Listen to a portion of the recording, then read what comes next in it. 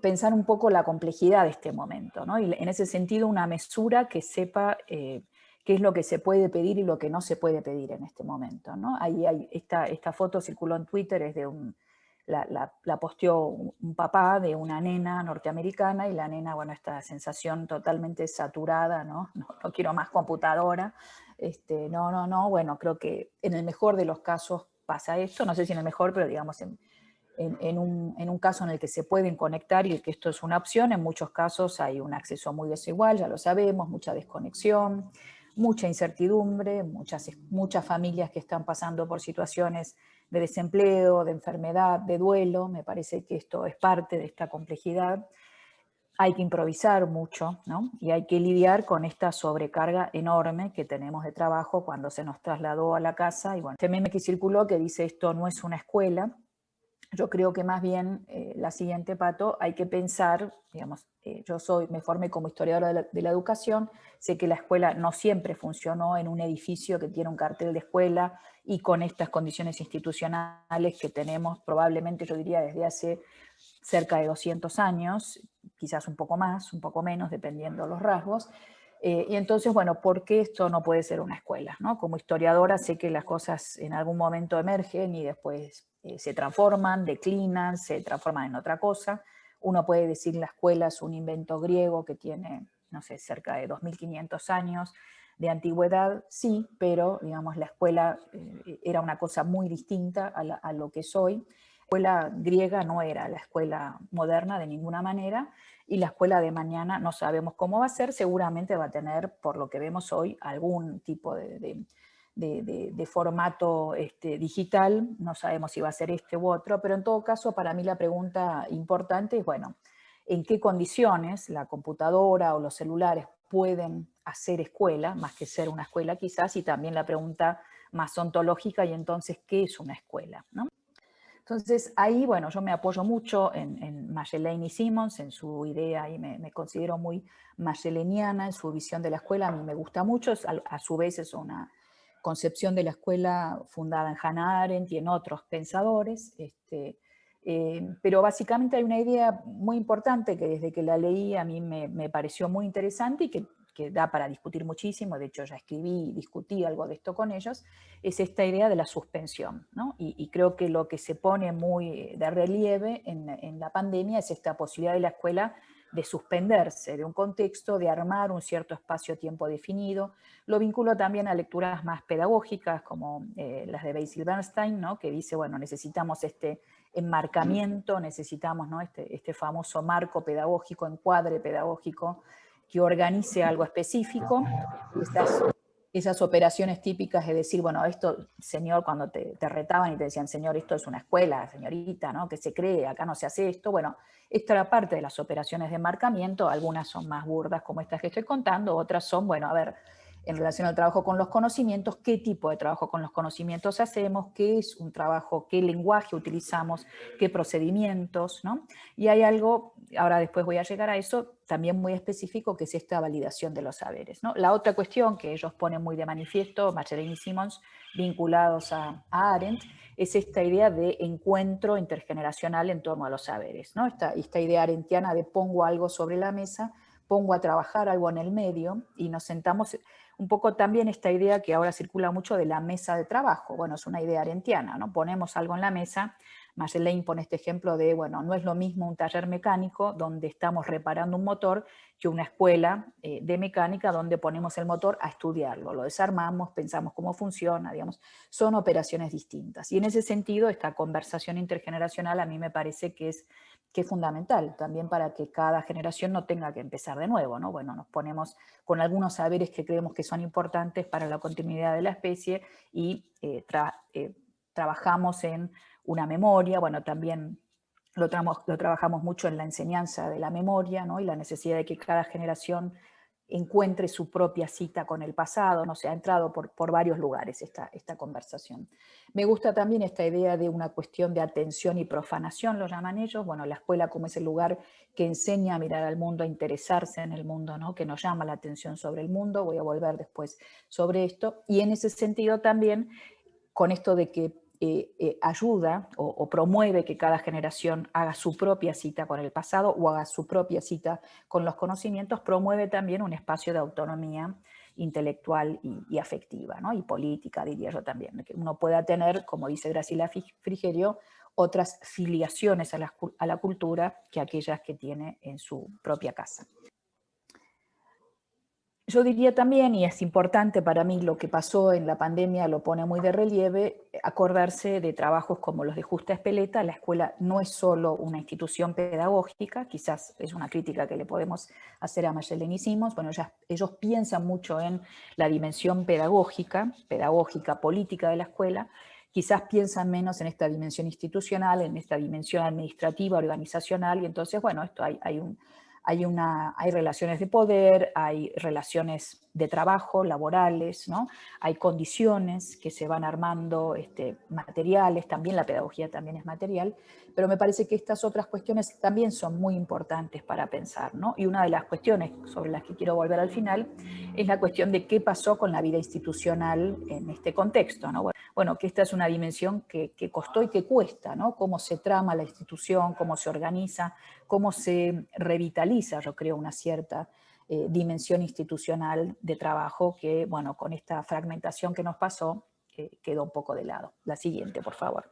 Entonces, una de las cuestiones, y también voy a ir rápido en esto, que para mí son más relevantes en la pandemia, es que nos damos cuenta, lo sabíamos, pero me parece que es totalmente inescapable, no solamente la desigualdad, cosa que después hablaré un poco, no tanto, sino también de que la escuela es este espacio, yo lo llamo entorno sociotécnico, Pato, si querés la siguiente, y entorno sociotécnico, ahí estoy armando esta categoría desde Bruno Latour y otros autores que están trabajando en esta perspectiva de pensar en estas redes que tienen que ver con soportes en artefactos no humanos, ellos lo llaman agentes no humanos, y poder pensar, por ejemplo, ¿no? qué entorno sociotécnico armó la escuela moderna, y elijo esta imagen de Comenio, podemos decir una imagen más clásica, claramente más clásica, pero que esto fue una invención, como lo decimos en la invención del aula, ¿no? en el texto que escribimos con Marcelo Caruso.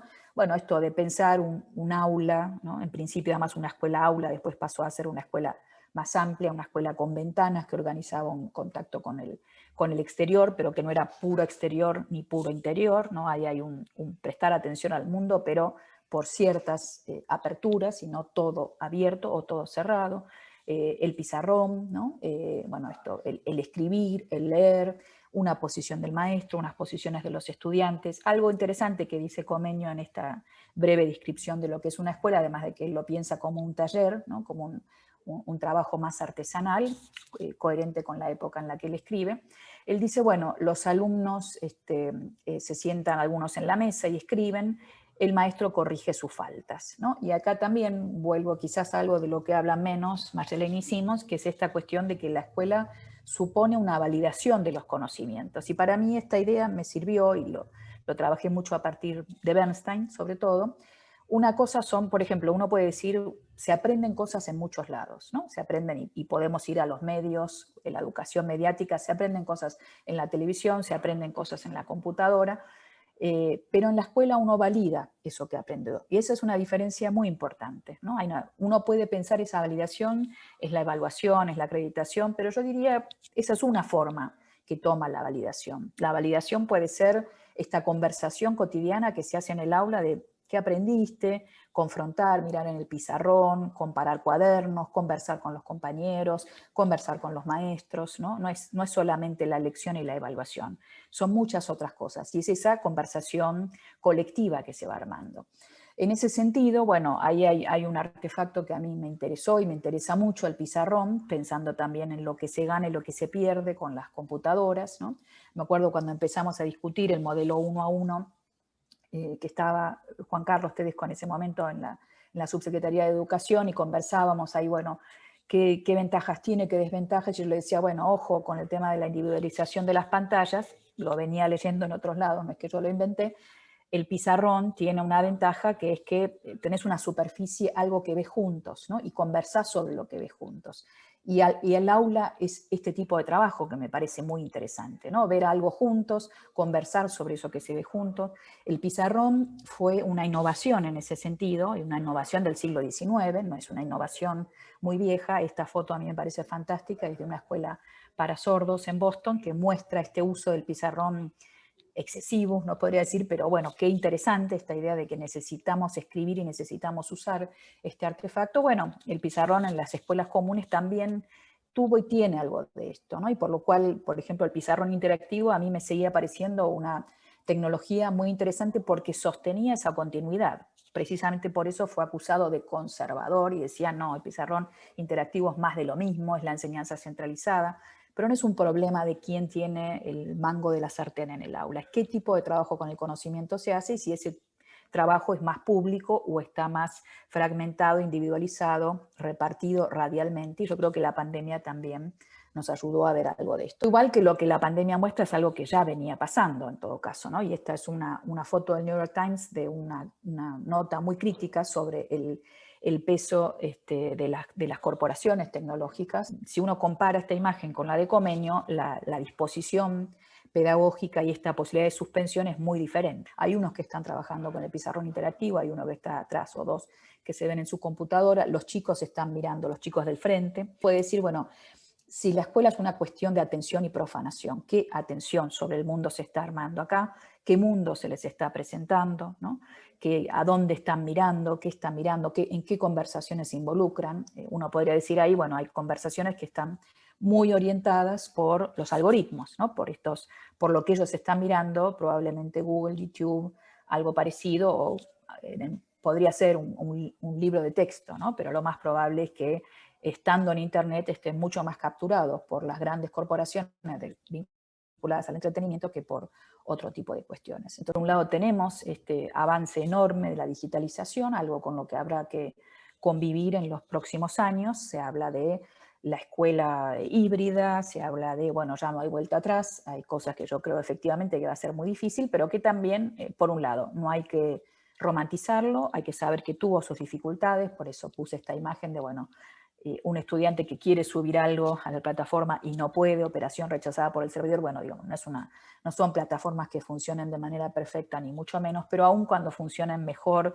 de lo que estuvieron funcionando, tienen sus problemas, por lo que traen efectivamente como lógicas, si se quiere, político-pedagógicas, ¿no? A qué convocan, a qué invitan, qué mundo presentan, ¿no? Bueno, vimos, por supuesto, la desigualdad de lo doméstico, estos contextos de trabajo escolar, que hay que dar cuenta de eso, hay que pensar que cuando están todos en el aula siguen viniendo de estas casas tan diferentes, con estos apoyos tan diferentes, y que tenemos que pensar quizás mucho mejor que hasta ahora cómo los apoyamos, cómo los acompañamos, ¿no? Cómo fortalecemos ciertos procesos de trabajo. También me parece a mí que pasó algo interesante en relación a estos tiempos de la escuela en la pandemia, ¿no? Hubo distintos grados de intensidad, ¿no? Me parece que nos hizo pensar mucho sobre lo sincrónico y lo asincrónico, y hacia el cierre voy a hablar un poco de qué queda de esto, ¿no? Y cómo pensar. Yo creo que podemos a esta altura quizás pensar mejor la sincronía, para qué la usamos, es un privilegio la sincronía, lo sabemos. Bueno, que ese espacio no sea un tiempo de, bueno, hacemos de cuenta que estamos pero no estamos, ¿no? Sino realmente poder pensar más cuestiones en torno a la presencia en la sincronía y a la importancia de la sincronía, y también a que podemos fomentar cierta sincronía, ¿no? Que hay un tiempo de trabajo autónomo. Eso también surgió en muchas conversaciones con docentes. Bueno, me di cuenta que los chicos pueden hacer muchas cosas solos, ¿no? Y que eso puedo quizás manejarlo distinto en el futuro, ¿no? Yo creo que la cuestión de la temporalidad es algo a pensar en los tiempos de la pandemia. Y después hay una idea que maneja una estudiante que ahora terminó su tesis hace poco sobre la escuela en tiempos digitales. Ella dice, bueno, hay tiempos, los tiempos de una escuela digital, no en la pandemia, son muy distintos. Por un lado está este tiempo envolvente, lo llama ella, que tiene que ver con que cada vez más, y esto se ve en las aulas, aún en las aulas presenciales, los chicos están en clase con sus auriculares escuchando su música. Ese tiempo envolvente en el cual es un tiempo más aislado, ¿no? Y un tiempo muy propio. Ahí hay muchas cosas para mí para pensar respecto a este tiempo envolvente. No solo un tiempo multiplicado en términos de lo que traen el hipertexto, ¿no? La cuestión de estar siempre saltando de una página a otra y que seguís el próximo link y que te trae YouTube, ¿no? La próxima recomendación, y el tiempo dividido en el sentido también, esta misma multiplicación implica una fragmentación de la atención probablemente muy brutal, ¿no? Que estás siempre como fragmentándote en 1000 pantallas o en 1000 demandas o en 1000 conversaciones. Las formas de trabajo escolar en la pandemia para mí es uno de los elementos más interesantes y en los que tratamos de detenernos. La noción de tarea también fue un tema muy importante. Esta cuestión yo creo que esto también ya creo que está muy, muy sabido, pero no está de más decirlo. Para mí quizás una de las cuestiones interesantes para pensar en la pospandemia es que nos centremos a trabajar pedagógicamente la noción de ejercicio. ¿Qué es un ejercicio, ¿no? ¿Qué es una tarea? Porque hubo una cuestión muy burocrática en general, al principio, por lo menos, ¿no? Te mando tareas, me devuelves tareas y así sé que estás trabajando y que yo estoy trabajando. Pero la pregunta ahí es, ¿qué conocimiento se construye? ¿De qué se están apropiando? Eso aparecía menos relevante. Me parece a mí que hay mucho para pensar, ¿no? Esta actividad realmente que activa.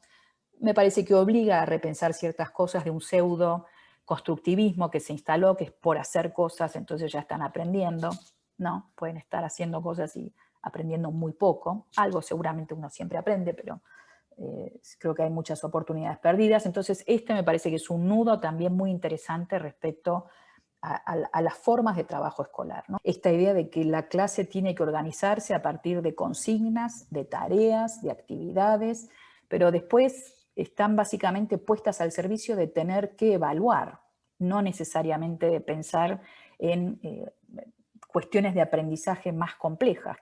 Última cuestión, me parece muy interesante lo que permitió pensar, y ya lo dije algo en relación a la sincronía y asincronía, es, bueno, ¿qué es y qué hace la presencia en las clases? Sabemos que la presencia antes no estaba, la presencia, digamos, podemos decir, afectiva, intelectual, plena, no estaba garantizada en las aulas. Yo siempre digo, mi sobrina una vez me dijo, no, yo en la escuela pongo la cara y me voy, ¿no?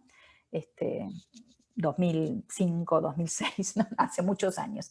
Y esa idea de que a ella no le interesaba estar ahí, ¿no? Era un modo de estar y no estar. Uno puede decir, uno se aprende en distracción, como decía Benjamin, algo pasa, aunque estés ahí, vos digas que pones la cara, algo pasa. Sin embargo, me parece a mí que por supuesto hay que trabajar más la presencia en las aulas, ¿no? Y que no es que no les demos la oportunidad, por supuesto, la libertad es libre, diría, pueden irse, pueden distraerse, nadie puede estar permanentemente atento, pero creo que también nos acostumbramos a pedagogías de baja intensidad, como la llama Gabriel Kessler. La virtualidad no implica que no haya presencia. Y esto lo aprendimos también, ¿no?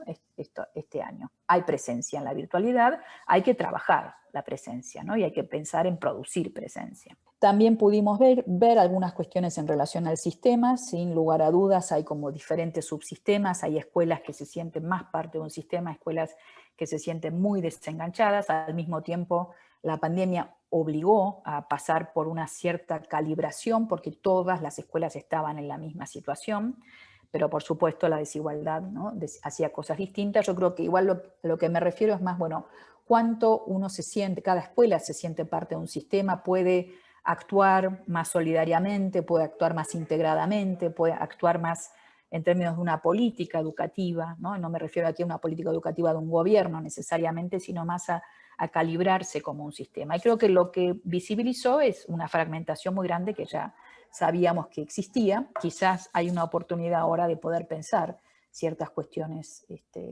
juntos, ¿no? Y juntas en relación a lo que está pasando como sistema escolar. Y también creo que pudimos ver, bueno, una precariedad del vínculo con la escolaridad, vuelvo a esta idea de la escolaridad de baja intensidad, bueno, estas dificultades de conexión vienen de la desigualdad, también vienen de una relación burocrática con el trabajo de parte de algunos docentes, de parte de muchos estudiantes, bueno, ¿no? Lo que tengo que hacer es cumplir las tareas y listo, entonces hay a veces un cierto encuentro en esta relación mínima, ¿no? Bueno, yo cumplo y listo, ¿no? Y me aprobás o ahí quedamos, ¿no? y no hay mucha interacción y no hay un proceso de aprendizaje más interesante, podríamos decir. Ahí yo tengo 3 sugerencias de, bueno, pensando hoy un poco qué hacer. Yo creo que algo que hay que aprovechar de lo que aprendimos es repensar esto de los efectos de presencia. Bueno, el privilegio de estar juntos, ¿para qué? ¿Para qué usarlo? Más todavía cuando por ahí podemos vernos 2, 3 veces por semana, algunas horas, y en estas condiciones, bueno, ¿cómo se usa la presencia? ¿Para qué se usa la presencia? ¿Qué relaciones vamos a pensar para un trabajo sincrónico y asincrónico en las escuelas? Un segundo eje tiene que ver con pensar la tarea docente en términos de disponer escenas de enseñanza, ¿no? Esto de salirse un poco de lo burocrático, hay que cumplir, hay que mandar, hay que hacer las tareas, y más bien, bueno, esa calidad del trabajo. Y finalmente, algo que tiene que ver con revitalizar una vida institucional que también ha quedado golpeada por la pandemia, ¿no? Entonces, bueno, digo, en relación a la presencialidad hay que pensar para qué vamos a usar ese tiempo que estemos juntos. La tarea docente, me parece que pensarla desde este lugar de disponer escenas de enseñanza, ¿no? Me parece que es algo interesante ahí. Bueno, es que los chicos también puedan armar sus escenas, que puedan pensar, decidir, discutir, probar, ensayar, confrontar, ¿no? Observar, comparar. Todo esto es el ejercicio que les estamos proponiendo, y ese es nuestro trabajo. Bueno, en el jardín uno selecciona lo que trae, lo riega, lo cuida, lo corta, ¿no? Está pensando, de nuevo, en una calidad de esa presencia del mundo vegetal. En la escuela hay que hacer lo mismo, ¿no? No es simplemente traigo internet y ahí está todo. No, lo que tengo que hacer es una experiencia cuidada, de nuevo, ¿no? Un espacio cuidado, amoroso, de prestar atención al mundo. ¿Qué tipo de presencia del mundo se trae? Necesitamos revitalizar una vida institucional de la escuela, necesitamos abrir conversaciones sobre cómo estamos trabajando, necesitamos construir otros modos de acompañamiento y solidaridad en las escuelas, territorialmente, me parece a mí, ¿no? Y me parece que hay que apuntar a mejorar esa calidad de los procesos de trabajo para evitar el aislamiento, para evitar la fragmentación. No se resuelve con más reuniones, sino en todo caso con mejores encuentros, ¿no? Con mejores procedimientos de trabajo también. En todo caso creo que hay que repensar toda esta dimensión, repensarla, lo que nos permitió ver la pandemia, lo que nos deja como pendiente respecto a qué trabajo de acompañamiento hacemos con los docentes, entre los docentes, los equipos directivos, todo el sistema, para que esto funcione mejor.